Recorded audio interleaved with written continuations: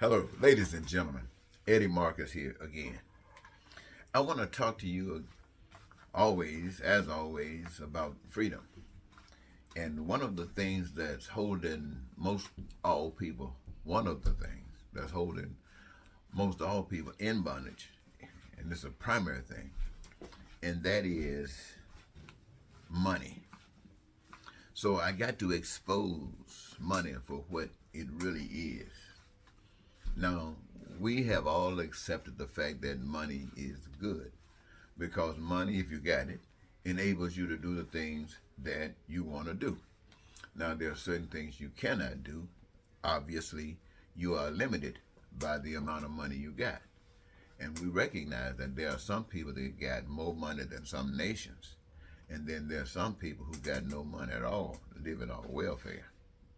And that should bring a question to the minds of people that are thinking, why is this? No one really wants this, yet it is accepted as the way, and the focus about a different way usually reigns somewhere outside of this life. What's up with that? You ever ask yourself that question?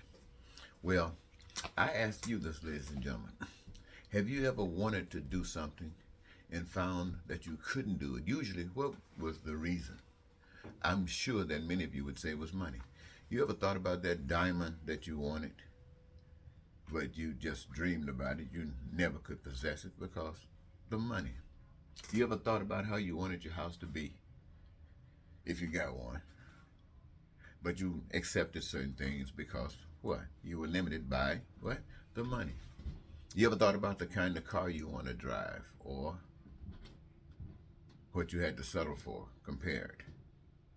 And if you weren't satisfied, really, what was the problem? The money. And even when you got what you got, was there any major problem that you had to accept in order to have that benefit? And I'm sure you would say yes. What? The money.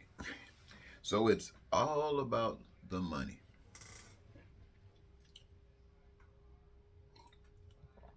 And if a man like me come to you and say that there's a better way of life, but you have to exercise from your whole way of thinking money. And I say that to you because there was a young man came by earlier today, and as he was leaving, he mentioned that people are going to have to get themselves involved in the stocks.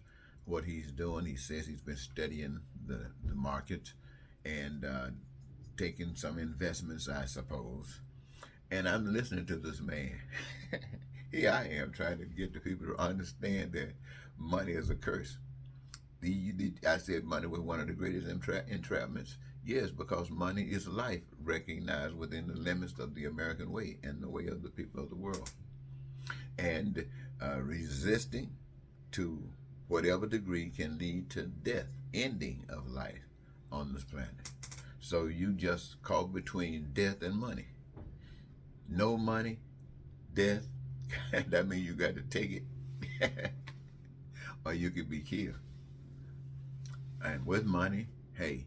So the whole message that I bring to you, and really want you to understand, is that when you can't get your kids to college, or you couldn't go, and it was because of lack of money, and all of these things that you cannot do because of lack of money, I want you to know, and I really want you to know, this has nothing to do with what is proper. It has nothing to do with what is righteous. What is righteous is that your needs should be met in every category. The power that created everything has made it necessary that certain principles are followed in order for these things to happen. Just like anything, you got to walk step in step to get what you want. You can't be stepping all out of this thing and expect to go no place. So in order to, live like you're living in heaven, you got to recognize that everything belongs to a power. Everything belongs to another power, even you.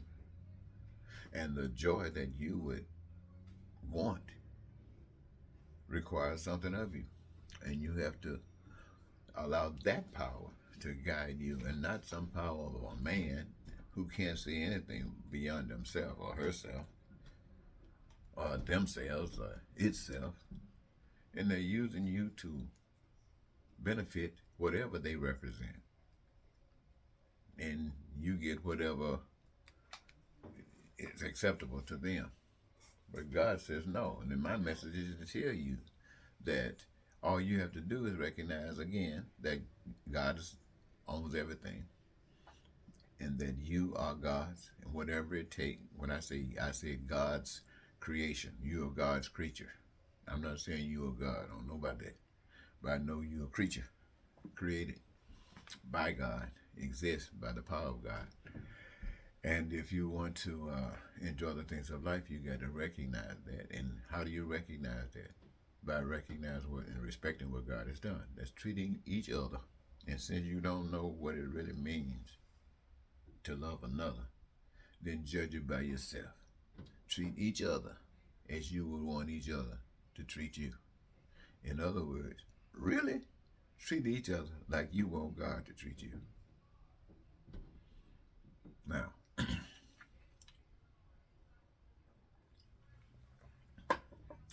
that means your dreams, your needs, your wants, desires are all met at your leisure.